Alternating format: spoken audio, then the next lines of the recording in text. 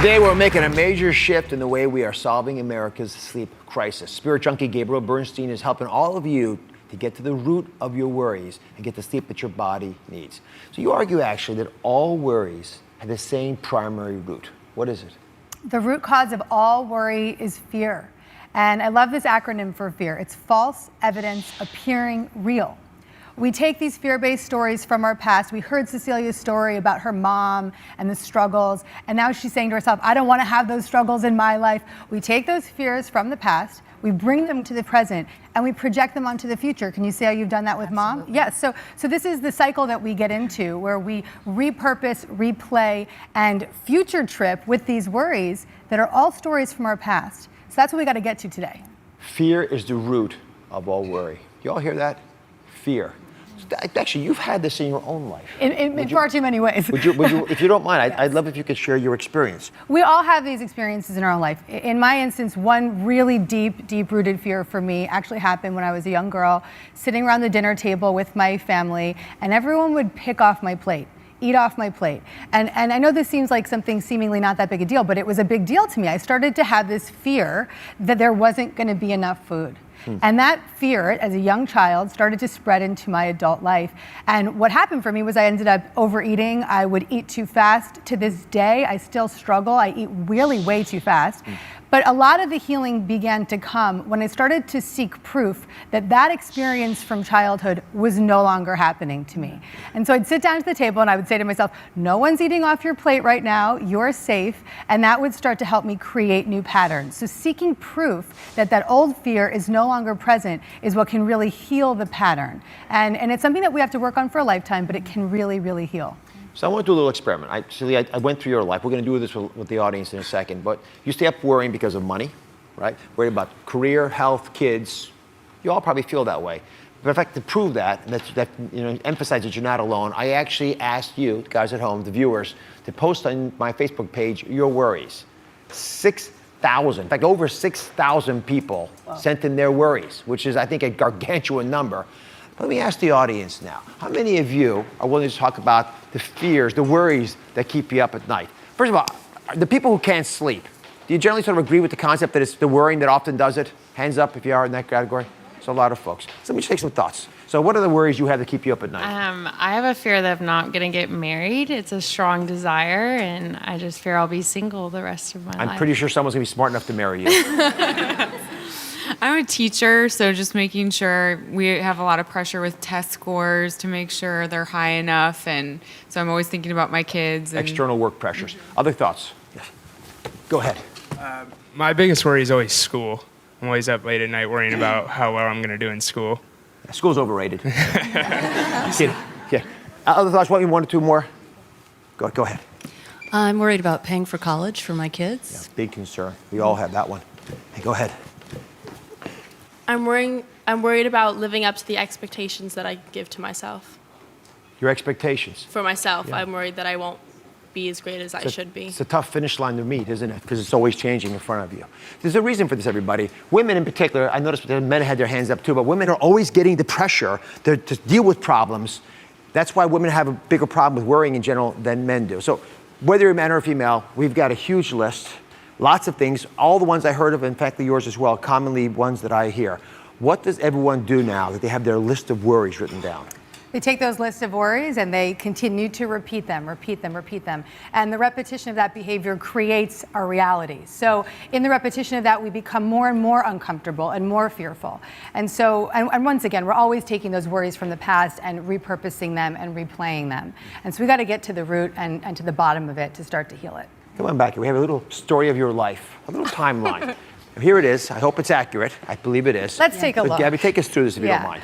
So Cecilia, in 1988, you talked about your fear with your mom and your parents getting divorced, and your concern was, I'm not gonna have enough, mom's gonna be on her own financially, this is so scary for me. We now know today, you and mom, we've got new proof, you and mom, look how happy you were as a child with mom. And the truth is today, you and mom are good, you got through it, you're all right. So that worry can be abolished right now if you choose for it, because that didn't happen, and mom and your life with mom was great. Yeah. Okay? See, she says yes with a lot of conviction. All right, then in 1994, you were worried that you weren't going to have a great career. Somebody told you that you were not a great student and you're going to have a difficult career. Now, let me point something out to you. Today, you have the most important career there is in the world. You are a teacher. Let's have a round of applause for her. Miss Cecilia is a teacher. That is the most valuable, the most honorable job in the world. Congratulations. That fear is crazy. I hope you can let it go now. Thank you. Okay, good. All right, and then in 2001, you were worried about money. Okay, we can date that back to mom. So we see how that is carrying you all the way to 2001. And you're worrying about giving your kids enough and giving them happiness. Now I want to see a little picture of your children here. It's coming up. Oh my goodness, Those how cute look they like are. happy kids to me. Those look like happy kids to me. And let me remind you something. Happy kids come from a happy mom. So regardless of whatever financial abundance you bring to them, most importantly, the greatest abundance is happiness and joy. And that will be the greatest gift you can give your children. And so let's change that story for their sake and their future right now. And then now, here we are, 2015. We're not in 2005. No. 2015 today. Your biggest worry is your husband's physical health. This is something that plagues you. It comes up for you. Am I correct? Yeah. Well, I really want to bust that myth today. And I want to send a lot of love. Goodness. That looks like a very healthy man to me with 2 happy children and a lot of abundance. And so I want to clear that fear right now. And I want you to set an intention to choose to perceive your husband as healthy and your children as happy and your finances as abundant. And if you can own that new perception, these worries can be cleared. And really seeing how all those stories from your past have been playing over and over and over again. And are you ready to let them go? I want to try. That's all we need. Figure out a way how to. Those were the magic words. All right, now that you have identified the roots of your worries, and the fact that it's all about fear, it's time to get you back to sleep. When we come back, I'm going to give you actually a sleep position to stop down worrying in the middle of the night. And lots more. Stay with us. We're back talking about the sleep crisis in America. Millions of you can't fall asleep because you're up all night worrying about the what ifs and the worst case scenarios. So we've got a plan that will shut down the worrying that is keeping you up at night. And first thing you got to do is you've got to say good night hours before you actually try to fall asleep by doing something called naming your feelings. And why is it important to do that, and why is it important to do it so early? This is transformational, so listen up to this one. This is such a powerful tool. It's really just allowing ourselves to recognize that underneath all the worry and all the fear is an unfelt feeling. There's a feeling of the little girl with mom, parents getting divorced, and there's an avoidance of not wanting to feel that feeling again. We worry over feeling the feeling. Now, the simple tool is if we just allowed ourselves to be present with the experience of that feeling and breathe into the experience of that feeling can pass. In those moments when you recognize, I'm worrying again, there's an unfelt feeling under that worry, breathe into it for 90 seconds. In simply 90 seconds, it can pass. As those feelings and worries pass, you'll come to bed at night and you won't be worrying anymore. You can set yourself free through feeling the feeling. One of the biggest things I hear is when people say that when their head hits the pillow and all of a sudden their biggest decisions come into their mind. So you've got a test that's going to help us deal with the indecision, to release that indecision in our lives. That indecision plagues me, and this is the tool that I use. It's very, very fun. Everybody can get involved. So we all have a coin, and what I want you to do... Take a second. If you're at home, please do this. Yeah, grab a coin. As soon as the show's over, do it. Everyone in the audience, you have a coin for you, right? Bust out your coins, everybody. And what we're going to do is we're going to take an issue in our life that we may be struggling to decide. You have indecision, you're up at night worrying about it. Take that issue. Heads is yes, go ahead and do it. Tails is no, I'm not going to move forward. And so everybody flip your coin and let's see how you react. Cecilia, you dropped your coin. That's a very, I would worry about that if I were you. I'm not very Did you see what you got? Heads. And look at the reaction. Everyone's kind of freaking out.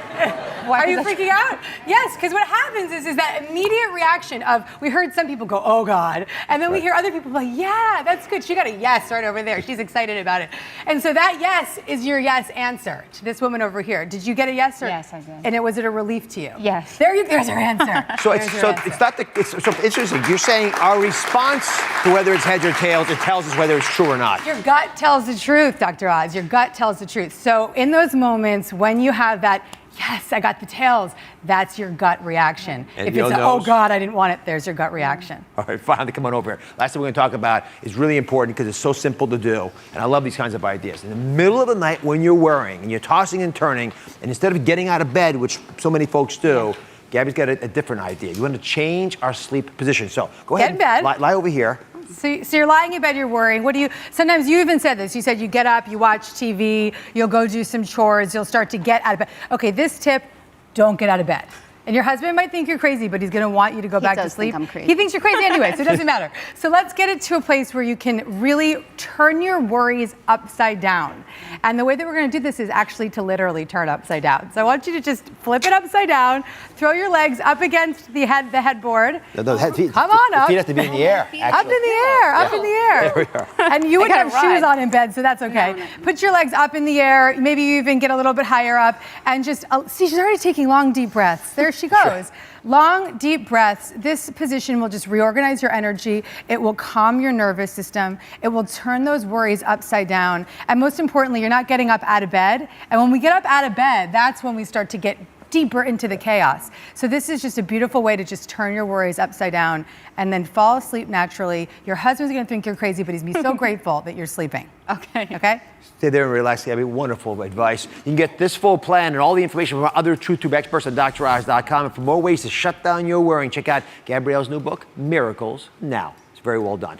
Thank you for watching. Don't forget to subscribe and turn on notifications so you never miss out on new videos to live the good life.